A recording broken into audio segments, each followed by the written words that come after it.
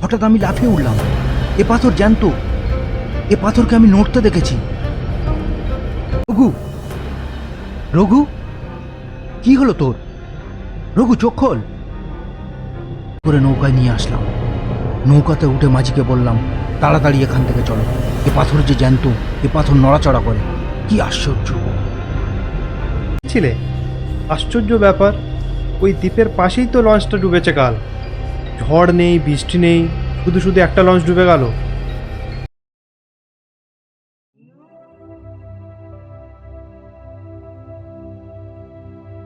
আমি আর রঘু, আমরা দুই ভাই অনেকদিন পর মামার বাড়িতে ঘুরতে এসেছি।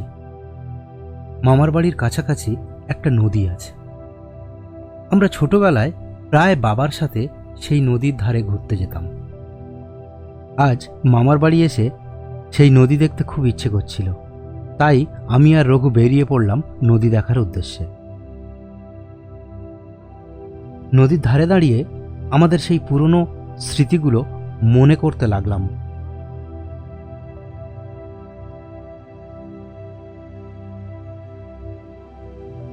হঠাৎ রঘু বলে উঠল, দাদা, একটা নৌকা ভাড়া করে বেরিয়ে এলে কেমন হয়?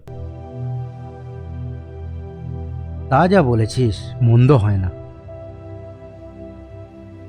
এই বলে আমরা একটা নৌকার দিকে এগিয়ে গেলাম। একজন মাঝিকে জিজ্ঞেস করতেই সে রাজি হয়ে গেল। 50 টাকা দিয়ে যতক্ষণ ইচ্ছে সে ঘোরাবে। আমরা আর দেরি না করে নৌকায় চড়ে বসলাম। মাঝি হাল টানল, নৌকা এগিয়ে গেল।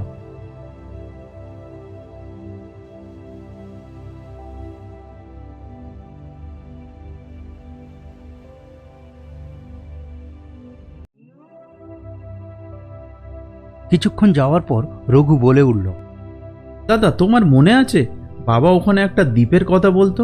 কি একটা নাম ঠিক মনে পড়ছে না। হলুদতরি দ্বীপ। এই নদীটা হলদিয়ার নদী, তারই নামকরণে দ্বীপটার নাম রাখা হয়েছে হলুদতরি দ্বীপ। হ্যাঁ হ্যাঁ, এই দ্বীপটার কথা বাবা প্রায়ই বলতো, তবে কখনো যাওয়া হয়নি। হলেও সেখানে যাবার কথা ভাববেন না, কেউ যায় না ওই দ্বীপে। কেন কেউ যায় না কেন? কি আছে এমন ওই দ্বীপে? গাছপালা ছাড়া আর কিছুই নেই ওই দ্বীপে। আর তাছাড়া কেউ বসবাস করে না, একদম ফাঁকা জনশূন্য একটা দ্বীপ, তাই কেউ যায় না। কেউ যায় না তো কি হয়েছে, আমরা আজ যাব। আর তাছাড়া কোনোদিন কোনো দ্বীপে পা রাখিনি, আজ রাখব। চলো, আমাদেরকে ওই দ্বীপেই নিয়ে চলো। আকাশে মেঘ দেখো না বাবু, এখন আর অত দূরে যাওয়ার ঠিক নয়, এই কিনারাই থাকাই ভালো। তুমি কি আমাদের ছেলে মানুষ পেয়েছো? সামান্য মেঘে কখনো এত ঝড় ওঠে? তোমাকে আরো 20 টাকা দেব, চলো আমাদেরকে ওই দ্বীপেই নিয়ে চলো। তা না হলে আমাদেরকে ঘাটে নিয়ে চলো, আমরা অন্য নৌকা ভাড়া করব। জেদ করবেন না বাবু, অদ্ভুত সব ব্যাপার ঘটে ওখানে, যেও না।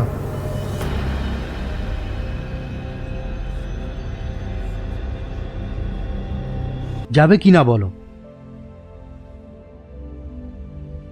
ঠিক আছে, চলেন, নিয়ে যাচ্ছি, পরে আমাকে দোষ দেবেন না।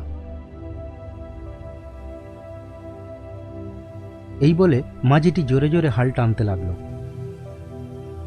নৌকাও এগিয়ে গেল হলুদতরি দ্বীপের দিকে।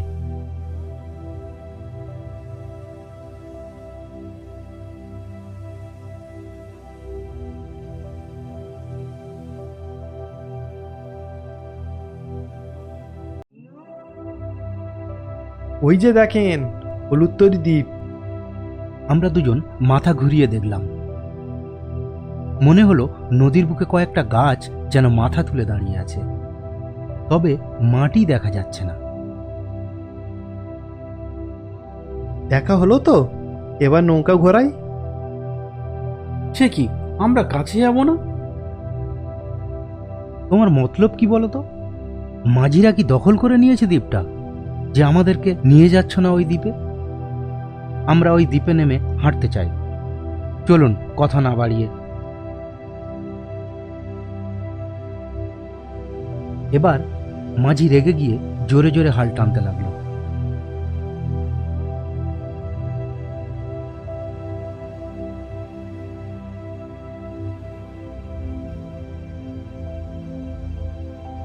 আমরা একদম দ্বীপের কাছেই এসে পৌঁছালাম।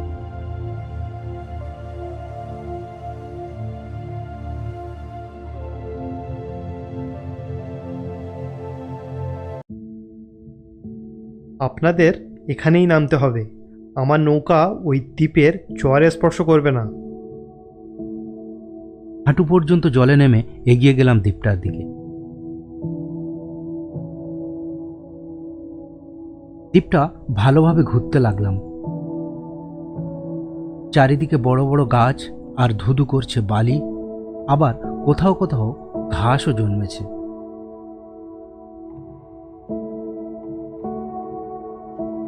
ওই দেখো দাদা, একটা ঘর। দেখলাম একটা খড়ের চালা ঘরও রয়েছে একপাশে।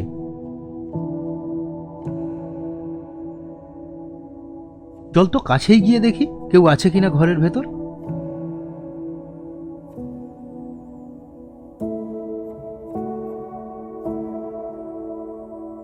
এই যে, কেউ আছেন? আরে কেউই তো নেই এখানে। দেখ, ঘরের দরজায় তালা দেওয়া।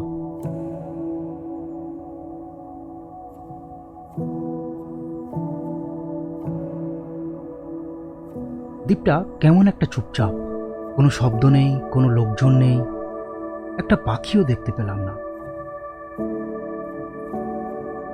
কেমন একটা রহস্যময় জায়গা মনে হচ্ছে।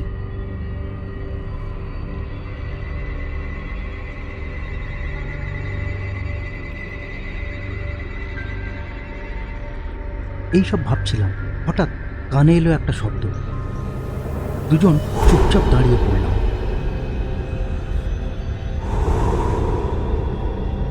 সত্যি খানিকটা দূরে গাছপাড়ার আড়াল থেকে মাঝে মাঝে কেমন একটা ফোঁস ফোঁস শব্দ পাওয়া যাচ্ছে। মনে হচ্ছে খুব জোরে জোরে কেউ নিঃশ্বাস ফেলছে।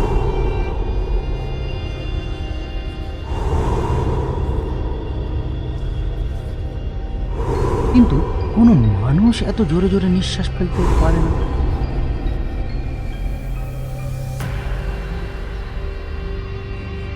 রঘু বলে উঠল, ওটা কিসের শব্দ? সাপের শব্দ নাকি? ছাপ নয়, অন্য কিছু। আমরা ভয়ে ভয়ে শব্দটা লক্ষ্য করে এগোলাম।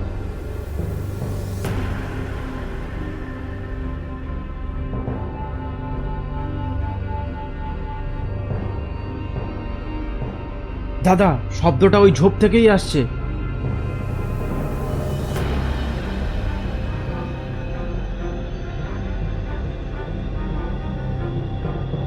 সাহস জুটিয়ে উঁকি দিয়ে দেখলাম, আরে এ তো একটা গরু।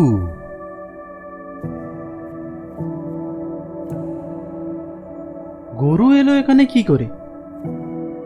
কেউ হয়তো নৌকা করে নিয়ে এসেছে। এখানে এত গাছপালা বন জঙ্গল আছে, তাই মনে হয় খাওয়াতেই নিয়ে এসেছে। আজকাল নৌকা করে গরু আনাটা আমি নিজের চোখে অনেকবারই দেখেছি। তবে সন্ধ্যার আগে ঠিকই ফিরিয়ে নিয়ে যাব।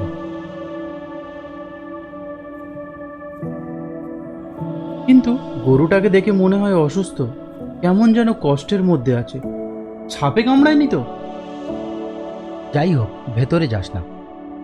আমরা ঝোপের মধ্যে না ঢুকে এদিক ওদিক ঘুরতে লাগলাম।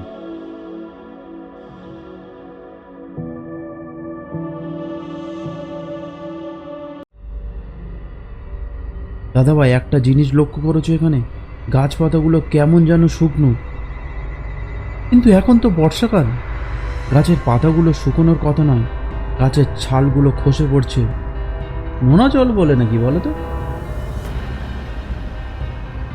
সুন্দরবনেও তো গাছ আছে, সেখানেও তো নোনা জল। এর রহস্য অন্য কিছু। ওই দেখ কত বড় পাথর। আশ্চর্য ব্যাপার তো, এত বড় পাথর এখানে এলো কি করে? পাহাড় ছাড়া এত বড় পাথর কোথাও দেখা যায় না।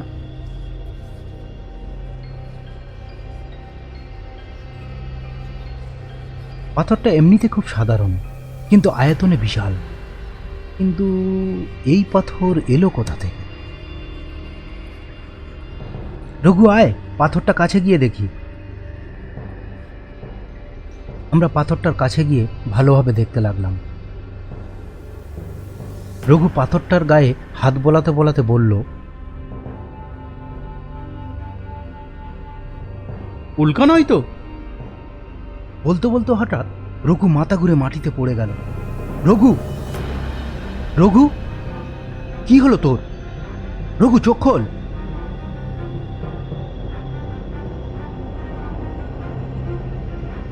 দাদা, আমি ঠিক আছি। হঠাৎ কেমন যেন মাথাটা ঘুরে গিয়েছিল।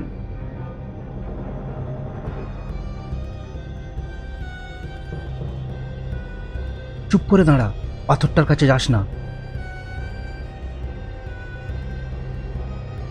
আমি পাথরটার কাছে গিয়ে ভালোভাবে দেখতে লাগলাম। রঘু, একটা জিনিস দেখ, পাথরটার নিচের ঘাসগুলো কেমন যেন লাল হয়ে গেছে।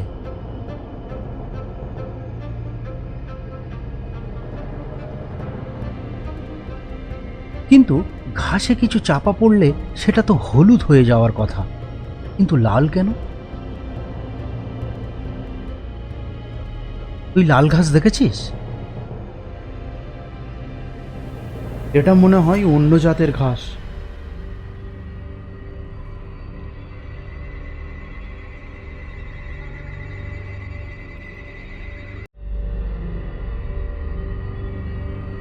পাশের গাছগুলো দেখ, লাল রঙের।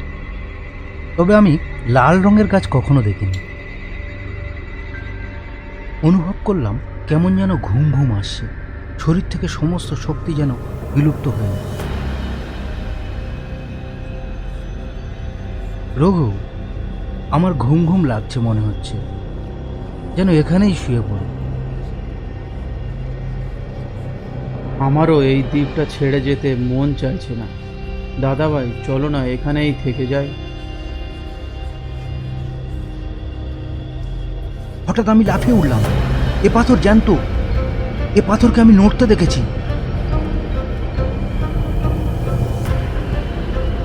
আর এক মুহূর্ত নয়, চল এখান থেকে পালিয়ে যাই। এ পাথর যে জ্যান্ত, এ পাথর যে নড়াচড়া করে। দাদা, এই দ্বীপ ছেড়ে যেতে ইচ্ছা করছে না। আমি রঘুকে জোর করে নৌকায় নিয়ে আসলাম। নৌকাতে উঠে মাঝিকে বললাম, তাড়াতাড়ি এখান থেকে চলো। এ পাথর যে জ্যান্ত, এ পাথর নড়াচড়া করে। কি আশ্চর্য!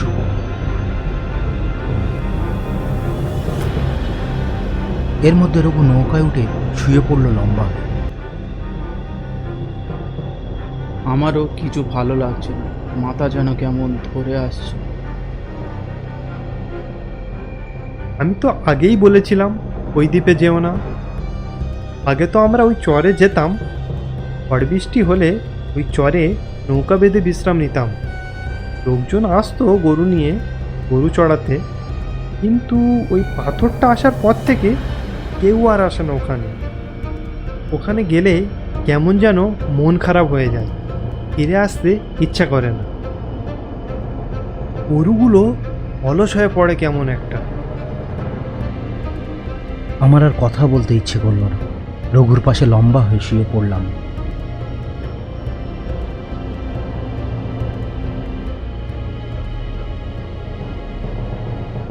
ঘাটে পৌঁছে আমরা সোজা চললাম বিছানায়।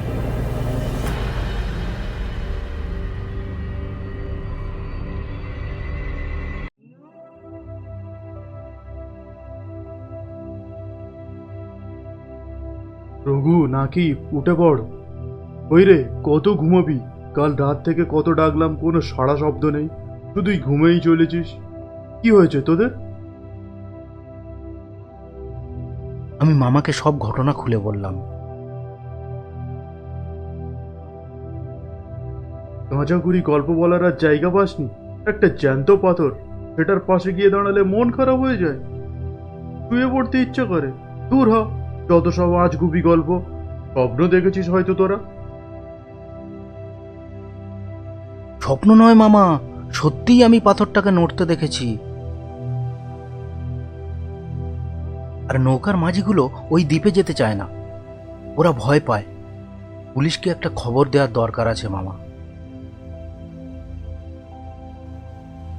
আমার বন্ধু রজত পাশেই বাড়ি, ও তো পুলিশ। তো তোরা যখন বলছিস তা ওকে একবার ডেকেই আনি। তোরা তাহলে ফ্রেশ হয়ে ব্রেকফাস্ট সেরে ফেল, আমি রজতকে ডেকে আনছি।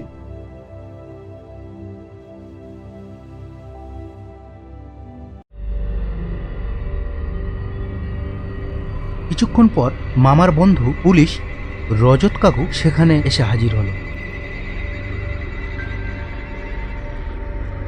বল কি হয়েছে? কাল সকালে এই দুই সীমান নৌকা ভাড়া করে হলুদতরি দ্বীপে ঘুরতে গিয়েছিল। সেখানে নাকি ওদের এক সাংঘাতিক অভিজ্ঞতা হয়েছে। রজত কাকু মামাকে থামিয়ে দিয়ে আমার দিকে তাকিয়ে বলল, তোমরা দুজন কাল ওই দ্বীপে গিয়েছিলে? আশ্চর্য ব্যাপার, ওই দ্বীপের পাশেই তো লঞ্চটা ডুবেছে কাল। ঝড় নেই, বৃষ্টি নেই, শুধু শুধু একটা লঞ্চ ডুবে গেল। স্যার কেউ মারা যায়নি তো? না, সবাইকে উদ্ধার করা গিয়েছে। লঞ্চে থাকা সবাই বলছে কি যে হলো তারাই কিছুই জানে না। হঠাৎ একটা ধাক্কায় লঞ্চটা কেঁপে উঠল। তারপর লঞ্চের ভিতর জল ঢুকতে শুরু করলো। কিন্তু ওই লঞ্চের চালক অদ্ভুত এক গল্প বলছে যে হলুদতরি দ্বীপ থেকে একটা মস্ত বড় পাথর উড়ে এসে লঞ্চের ওপর পড়েছে। তারপরেই নাকি লঞ্চটা ডুবে গিয়েছে। এরাও তো ওই দ্বীপে একটা বড় পাথর দেখেছে বলছে। আমি ভোরবেলায় ওই দ্বীপটা থেকে ঘুরে এসেছি। সেখানে কোনো পাথর কিছুই নাই, মানুষজনের কোনো চিহ্নই নাই, শুধু একটা গরু মরে আছে দেখলাম। আমি আর রঘু একে অপরের দিকে তাকিয়ে রইলাম। আমরা নিশ্চিত হলুদতরি দ্বীপের পাথরটাই যে লঞ্চটাকে ডুবিয়েছে, তাতে কোনো সন্দেহ নেই।